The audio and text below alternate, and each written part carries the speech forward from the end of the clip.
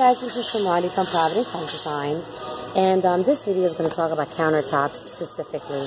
So for your bathroom vanity, for your kitchen, for your work rooms, your sewing room, your laundry room, your outdoor kitchen, countertops are super, super important.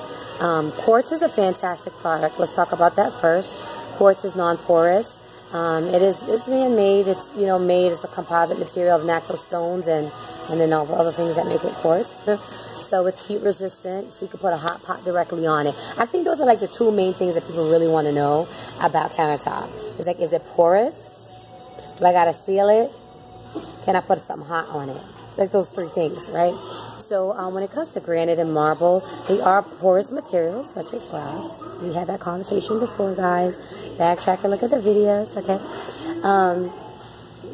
You're going to need to seal it after you've had your install.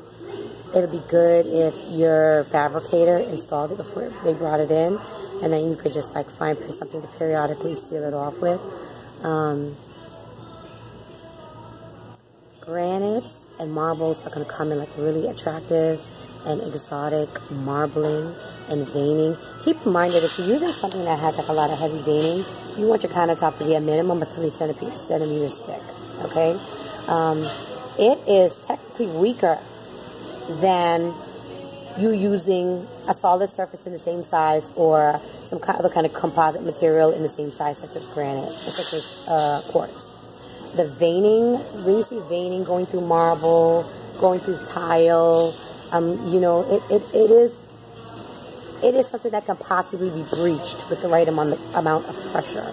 So, take your time with choosing it. Make sure that you're looking at both sides of the slab. Just don't get caught up in the beauty of it when you go to the stone yard. Look behind it. See if it's reinforced with, fiberglass or something like that, right? Or is it just a rough hewn sawed cut? So think about that. And then the edges, the perimeter of your countertop. If it is custom or whoever your fabricator is, he may charge you per linear inch for any special edging that you do to your granite or your quartz or to your marble, okay? I don't really want to talk about solid surface. Solid surface and things like, what's that laminate called? It's awful. Like, you need a license to buy this stuff, and it's not even the best product. They use it in a lot of like rental properties. It's just basically like a laminate product. That, like, your hot pot is gonna damage it. Don't buy that stuff, right? So if you're like a real estate investor, you're renting out the apartment, you're charging more than $1,500 a month, like, you shouldn't have anything less than a granite. The granite on the low end.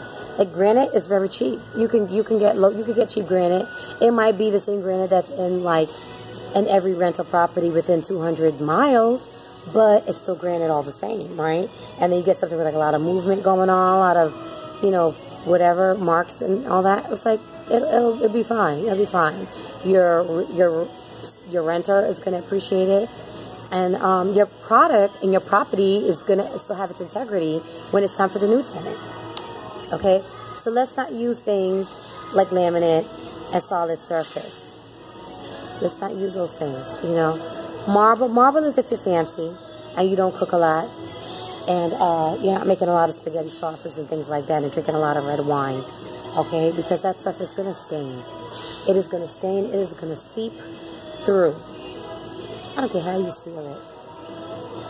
You may have to come back and get something buffed out. If it's like really sealed and then you still have an entertaining mishap such as red wine and things like that. I know like real fancy bourgeois New Yorkers, like, if they got like all that white going on in their house and white marble and white flooring and white carpet, they're not even serving red wine. Like, they're not even going to let you have that kind of choice if you want to mess their home up or not.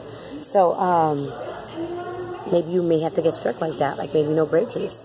Maybe just use like white grape juice, and then, rosés and white wines and Zinfandels and, light Moscatos, but no Shiraz or anything like that, because then you're going to have Shiraz rings on your marble or on your granite if it's too light, right? So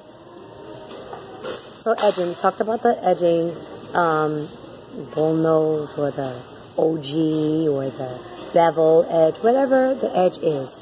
Depending how modern or how traditional the space is going to be, or how utilitarian the space is going to be, that's what you need to consider.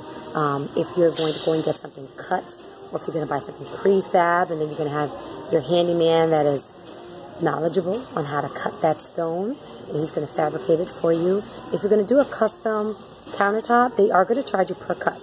Now, it should include in your quote of install per square feet the cut for your sink and the cut for your faucet, okay? But if you're going to also do the soap cut out and the water filter cut out, then, you know, your numbers are going to start going up, okay? If it is an edging or a bullnosing that does not come included, you're going to pay per linear inch.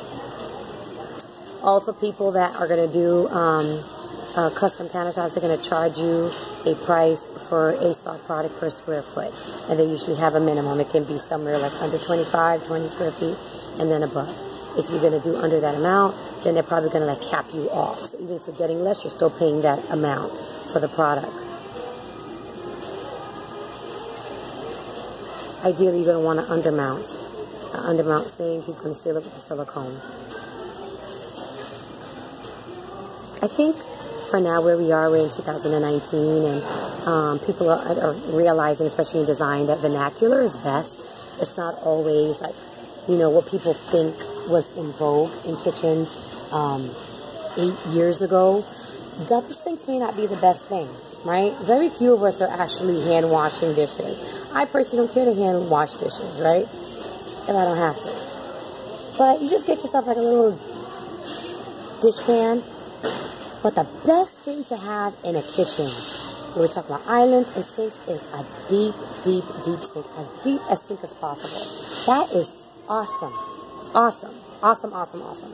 Because if you are using, say you're using your countertop and it's doubling as an eating area, at least, you know, the dishes are going to kind of like disappear once you just put everything in the sink, right? It's not going to be aesthetically taking up your visual real estate, right? Like some of us, we have like OCD, and it's like our space being too jumbled and being too complicated, it's like it affects us. It affects us.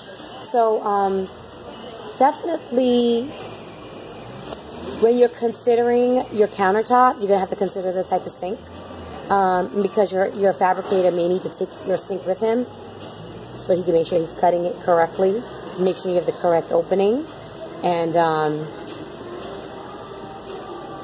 don't think what else would.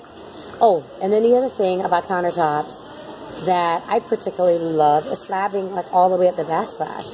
So some people may have a 2 centimeter thick slab that you can use, which is going to be the same material as the countertop, and you can use that for your backsplash. So it's all going to match, and it's going to contrast beautifully with any overhead cabinetry. That'll be another video, guys. We got to talk about cabinets, right? And what else I want to tell you? So sealing them. Different companies, they carry product to seal your countertop. If you're doing marble or granite, you're going to need to seal it, for sure. You're going to need to seal it. So the best out of the 3 products, if you're asking me, which is best, Shamandi? The quartz. Get the quartz. Okay? And you could do more like design styles, I think, too, with quartz. You know? You could. Yeah. There's going to be like less problems. All right, guys. So this is Shamandi from Providence Life Design. And feel free to reach out to me if you have any questions. You could like DM me. I can answer questions at no cost that way, or email me. I can, you know, you just email me at designwithprovidence@gmail.com, and I'll be happy to answer any questions for you. All right, have a blessed one. Take care.